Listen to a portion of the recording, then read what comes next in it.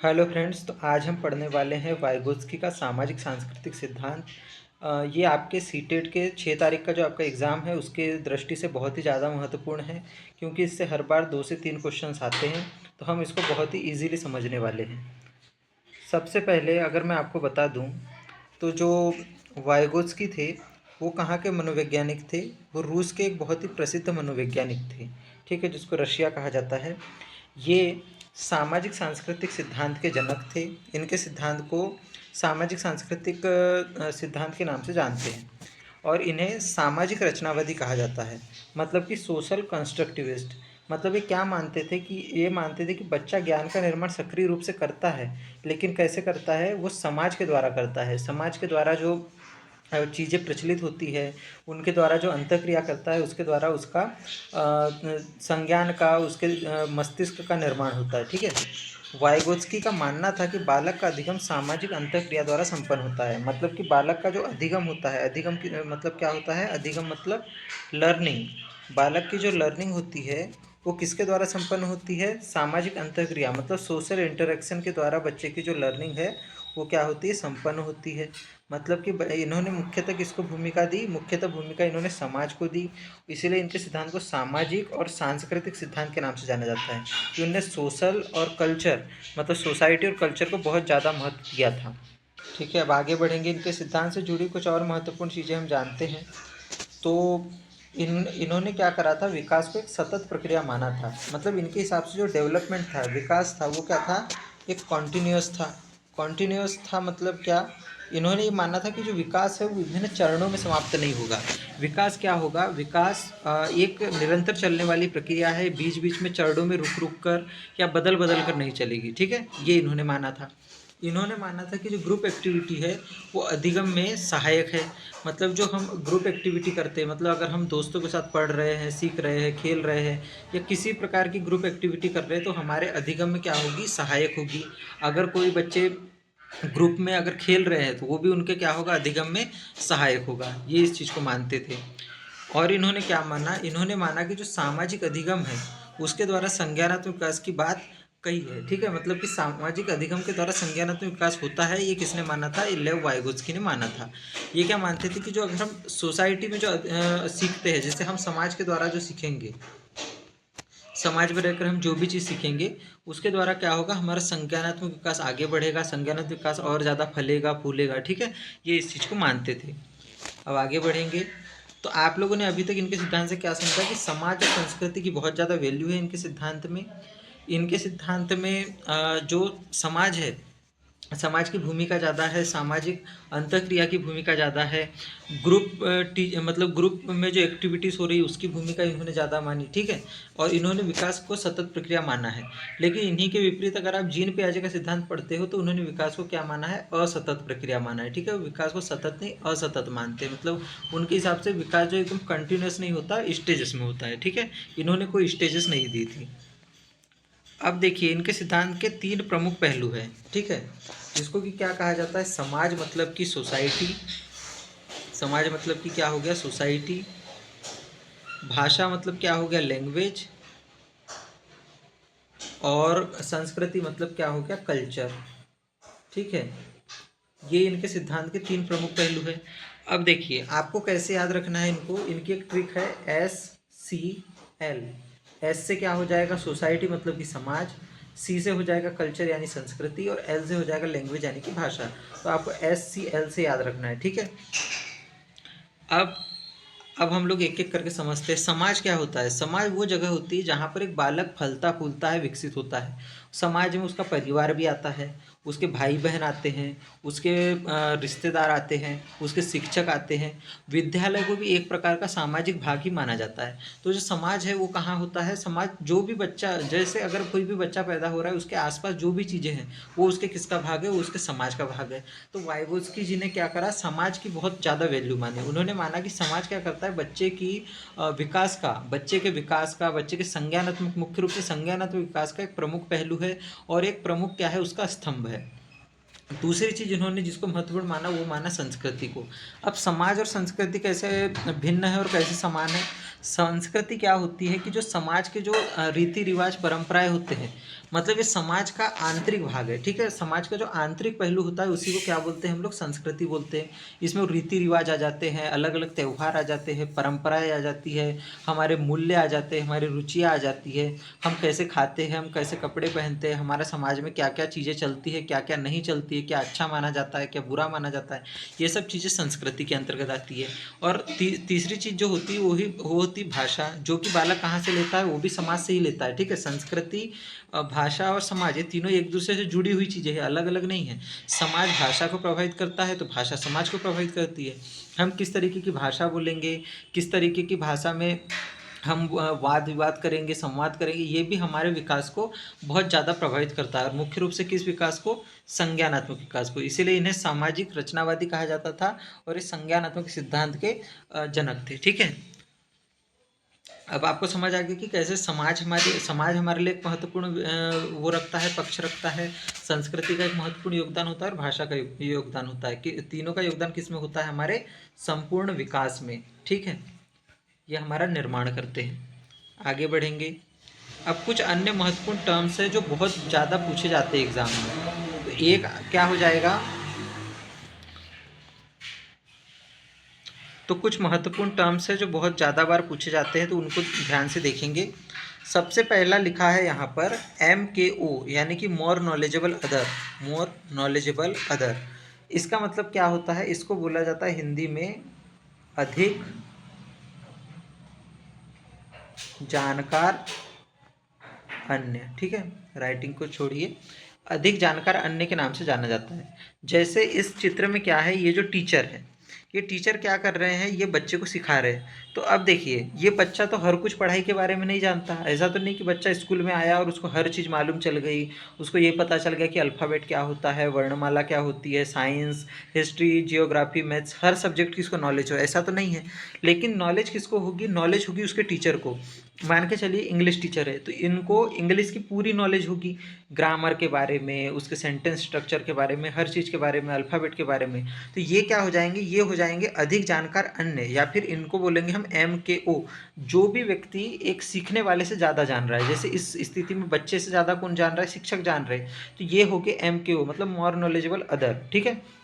इसमें इसी स्थिति में इसके जो सीनियर है, जैसे मान के चलिए बच्चा 6th क्लास में पढ़ रहा है या 5th क्लास में पढ़ रहा है, तो जो 8th क्लास का बच्चा होगा जो इसको कुछ सिखा सकता है, वो भी क्या होगा, MKO हो सकता है। इसके मम्मी पापा भी इसके MKO हो सकते हैं, मतलब मोर नॉलेजेबल अदर हो सकते हैं, जो इससे ज़्यादा जान रहे हैं, ठीक है। तो इस चीज़ को याद रखना है कि मोर नॉलेजेबल अदर कौन होगा।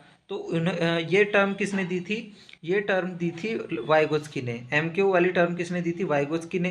तो ये आपको याद रखना है। अगर आपसे एग्जाम में पूछा जाए कि MKO से क्या तात्पर्य है, और ऑप्शन में लिखा हो कि ऐसा व्यक्ति जो बालक से अधिक जानता हो, या ऐसा व्यक्ति जो अधिगमकर्ता से अधिक जानता हो, तो आपको MKO टिक लगाना है, ठीक है। MKO समझ आ गया। अब इसके आगे समझेंगे। अब देखिए यहाँ पर क्या कहा गया है, दूसरा दिया गया है स्केप होल्डिंग, जिसको कि टेम्पररी हेल्प, या फिर इसको क्या बोला जाता है, अस्थाई सहायता, ठीक है। इसको क्या बोलेंगे हम लोग, अस्थाई सहायता। मान के चलिए ऊपर वाले उदाहरण में जैसे हमने देखा कि शिक्षक क्या कर रहे हैं, जैसे ये जो शिक्षक है ये क्या कर रहे हैं, बच्चे को सिखा रहे हैं। तो देखिए अभी बच्चा मान के चलिए सीखने में सक्षम नहीं, तो शिक्षक क्या कर रहे हैं, उसके हाथ की पेन पकड़ रहे हैं और उसको पेन पकड़ के कोई भी लेटर बनाना सिखा रहे हैं, या फिर उसके साथ साथ एक पेन पकड़ के जैसे खुद भी बना रहे हैं और बोल रहे हैं बच्चे को आप इस तरीके से बनाओ। तो शिक्षक क्या कर रहे हैं, एक अस्थायी सहायता दे रहे हैं। हमेशा तो ऐसा शिक्षक सिखाएंगे नहीं, लेकिन बच्चा जब तक वो काम खुद से न करने लगे, शिक्षक क्या करेंगे, उसको एक अस्थायी सहायता देंगे। तो इसको क्या बोला जाएगा, इसी अस्थायी सहायता को यहाँ पर बोला जाएगा स्केप फोल्डिंग। इसको हिंदी में बोलेंगे मचान, या फिर बोला जाता है इसको पाड़। मतलब ऐसी सहायता जो तब दी जाती है जब तक बच्चा खुद उस काम को करने में सक्षम न हो जाए। मान के चलिए कि एक बच्चे के पीछे आपने साइकिल को क्या करके रखा है, जैसे एक पिता है, उन्होंने अपने बच्चे की साइकिल को क्या करके रखा है, बच्चा साइकिल चला रहा है और उस साइकिल को क्या करे हुए हैं, वो साइकिल को पकड़े हुए हैं। तो अब पापा उसकी साइकिल को तब तक पकड़े रहेंगे जब तक बच्चा क्या होगा, खुद से उस साइकिल को चलाना नहीं सीख जाता। जब बच्चा खुद से पैडल मारकर साइकिल चलाना सीख जाएगा तो पापा क्या करेंगे, धीरे धीरे हाथ छोड़ देंगे, और वो जो पिता का हाथ पकड़े रखना है वही क्या कहलाएगा, टेम्पररी हेल्प कहलाएगा, ठीक है। तो अब आपको समझ आ गया होगा। MKO मतलब वो व्यक्ति जो अस्थायी सहायता दे रहा है, और MKO जो अस्थायी सहायता दे रहा है उसको क्या बोलते हैं, स्केप होल्डिंग बोला जाता है। आगे चलेंगे। ZPD, अब जेडपीडी क्या होता है? जेडपीडी को बोला जाता है zone of proximal development. Zone of proximal development मतलब इसको क्या बोलते हैं? निकटस्थ विकास का क्षेत्र। निकटस्थ विकास का क्षेत्र। और क्या होता है निकटस्थ विकास का क्षेत्र? निकटस्थ विकास के क्षेत्र को समझने के लिए सबसे पहले तो जेडपीडी का फुल फॉर्म याद रखिएगा, जोन ऑफ प्रॉक्सिमल डेवलपमेंट। कई बार पूछा जाता है, इसको हिंदी में निकटस्थ विकास का क्षेत्र बोला जाता है, ये भी आप याद रखिए। अब आगे का मैं आपको अच्छे से समझाता हूँ कि जेडपीडी होता क्या है। यहाँ आ जाते हैं हम लोग। यहाँ जेडपीडी का क्या हुआ है, एक डायग्राम प्रदर्शित किया गया है, ठीक है। यहाँ पर सबसे पहले ये जो ऑरेंज वाला आप लोग गोला देख सकते हो, इसको बी लिखा है मैंने। ये जो येलो वाला गोला देख सकते हो, इसको मैंने क्या लिखा है? जेडपीडी लिखा है। और ये जो ए वाला सर्कल है, जो छोटा वाला भाग है, इसको मैंने लिखा है ग्रीन कलर वाला जो है, उसको ए नाम दिया है, ठीक है।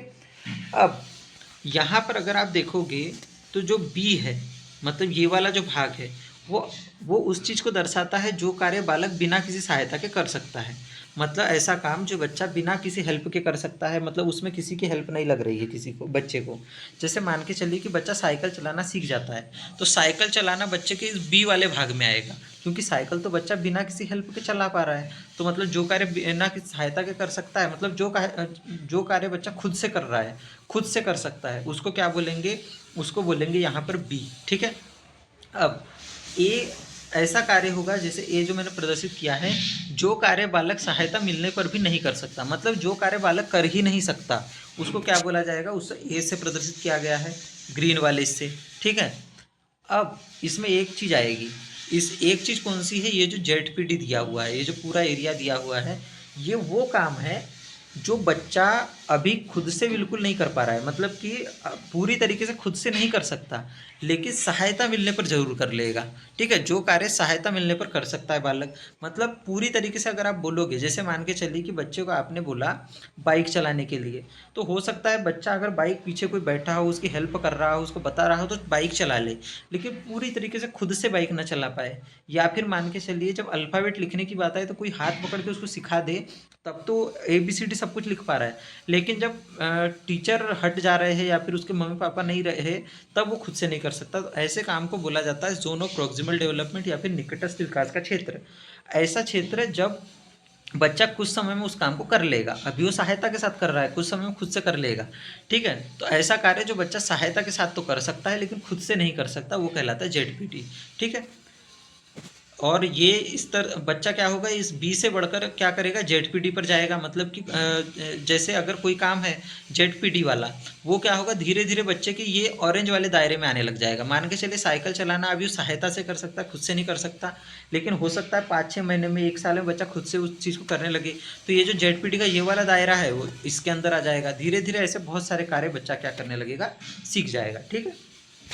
तो आपको जेडपीडी समझ आ गया होगा। जेडपीडी सीधा सा याद रखिए कि ऐसा काम जो बच्चा खुद से अभी नहीं कर सकता, सहायता के साथ कर सकता है, ठीक है। अब इन्होंने क्या की थी, 3 प्रकार की स्पीचेस दी थी, मतलब कि इन्होंने जो वाक है, वाक या फिर जो बच्चा बोलता है, उसके 3 प्रकार बताए थे। स्पीच के इन्होंने 3 प्रकार बताए थे। एक बताया था इन्होंने सामाजिक वाक या फिर सामाजिक बोली कह सकते हो, स्पीच को और क्या बोला जा सकता है? बोली बोला जा सकता है। एक बताया था निज वाक और एक बताया था आंतरिक वाक, ठीक है। सामाजिक वाक क्या होती है? इसमें बालक अन्य लोगों से बात करता है। जैसे बालक अगर अपनी माँ से बात कर रहा है, ठीक है, बालक अपनी माँ से बात कर रहा है, तो कौन सी वाक हो जाएगी? वो हो जाएगी सामाजिक वाक। अगर बालक अपने मित्रों लोगों से बात कर रहा है, तो वो सामाजिक वाक। अगर अपने मम्मी पापा, भाई बहन, रिश्तेदार, पड़ोसी, शिक्षक, जिससे भी बात कर रहा है सामने उनसे बोल करके, तो वो हो जाएगा सामाजिक वाक। जब बच्चा खुद से बात करता है, ठीक है, जब बच्चा खुद से बात करता है लेकिन बोल बोल करके, ठीक है, इसमें बालक खुद से बात तो करता है निज वाक में, लेकिन बोल बोल कर, ठीक है। जैसे कि अपने आप को बोलेगा कि अरे मुझे उस डॉल से खेलना है, अरे यार मुझे ये करना है, मुझे वो करना है। इस प्रकार की जब वो खुद से बात करता है, तो उसको बोला जाता है निज वाक। मतलब इसमें बच्चा बोल बोल कर रहा है, ठीक है, उसकी आवाज़ आप सुन सकोगे, लेकिन वो आपसे बात नहीं कर रहा है, वो अपने आप से बात कर रहा है, ठीक है। और इसके बारे में एक विशेष तथ्य क्या है? इसके बारे में एक विशेष तथ्य ये है कि ये जो बालक होता है, वो क्या करता है, इसमें सेल्फ रेगुलेशन करता है, ठीक है। सेल्फ रेगुलेशन मतलब, सेल्फ रेगुलेशन का मतलब होता है कि बच्चा खुद के नियोजन में इसको यूज़ करता है, ठीक है, अपने विचारों के, अपने अपने थिंकिंग पैटर्न के, अपने मस्तिष्क के, अपने मन के, अपने मन के रेगुलेशन में, नियमन, जिसको नियमन भी बोला जाता है, उसमें क्या करता है, इस वाक्य का उपयोग करता है। मतलब अपने बच्चा इस वाक्य के द्वारा अपने विचारों को एक सकारात्मक दिशा प्रदान कर रहा होता है। ठीक है। आंतरिक वाक जो होती है, इसमें बालक केवल अपने मन में बात करता है। ठीक है। इसमें बात क्या करता है बच्चा, सिर्फ अपने आप से, और बोल बोल कर नहीं, बिना बोले, अपने सिर्फ मन में। इसमें कोई आवाज़ नहीं आएगी आपको। ठीक है। तो अब इसमें क्या करेगा, निज वाक में बच्चा खुद से बात कर रहा है, आंतरिक वाक में भी बच्चा खुद से बात कर रहा है। इसको क्या बोला जाता है, इसको प्राइवेट स्पीच भी बोलते हैं। ठीक है। प्राइवेट स्पीच, और इसको बोला जाता है silent inner speech. Inner speech. तो इसमें भी बच्चा बात कर रहा है खुद से, इसमें भी बच्चा खुद से बात कर रहा है। बस अंतर इतना है कि इसमें बच्चा बोल बोल कर खुद से बात कर रहा है, और इसमें बच्चा क्या कर रहा है, बिना बोले खुद से बात कर रहा है, सिर्फ मन के मन में बात कर रहा है। और ये क्या करती है, ये हमें नियमन में, अपने विचारों के नियमन में, अपने आत्म नियमन में सहयोग करती है। ठीक है। प्राइवेट स्पीच या फिर निज वाक, ये आपको याद रखना है। इसका 100% क्वेश्चन समझ लीजिए आएगा ही आएगा। ठीक है। 99% तो चांस है। अन्य महत्वपूर्ण टर्म्स जो इन्होंने दी थी वो क्या थी, अगर आपको कहीं भी पारस्परिक शिक्षण दिखे, पारस्परिक शिक्षण क्या होता है, जब शिक्षक छात्र को कुछ सिखाए और छात्र शिक्षक को कुछ सिखाए, मतलब शिक्षक छात्र को सिखा रहा है और छात्र शिक्षक को कुछ सिखा रहा है, तो ये क्या होगा, पारस्परिक शिक्षण होगा। ठीक है। सहपाठी शिक्षण, मतलब जब बच्चा क्या करे, अपने साथियों के साथ सीखे, उसके साथी उसको कुछ सिखा रहे हैं और ये अपने साथियों को कुछ सिखा रहा है, जिसको कि सहपाठी शिक्षण बोलेंगे, जब साथ में सब लोग सीख रहे हैं। सहयोगी अधिगम, सहयोगी अधिगम मतलब सब एक दूसरे के सहयोग से सीख रहे हैं, या फिर इसी को असिस्टिव लर्निंग बोला जाता है, जिसमें एक दूसरे को असिस्ट करते हैं बच्चे। ठीक है। तो ये सब जो टर्म्स अगर आपको कहीं भी देखने को मिलेंगे, तो ये सब किससे संबंधित है, ये सब वाइगोत्स्की से संबंधित है। कहीं भी अगर पूछ ले कि बताइए पारस्परिक शिक्षण की बात किसने करी, तो वाइगोत्स्की ने करी। सहपाठी शिक्षण की बात किसने करी, वाइगोत्स्की ने करी। सहयोगी अधिगम की बात किसने करी, असिस्टिव लर्निंग की बात किसने करी, कोलैबोरेशन की बात किसने करी, तो सब में किसका क्या उत्तर होगा, वाइगोत्स्की ने करी। ठीक है। तो ये हमारा लास्ट पॉइंट समाप्त होता है, और ये मैंने आपको बहुत ही अच्छे से ये सिद्धांत समझा दिया है। अगर आपको कहीं भी कन्फ्यूज़न हो तो आप कमेंट सेक्शन में लिख सकते हैं।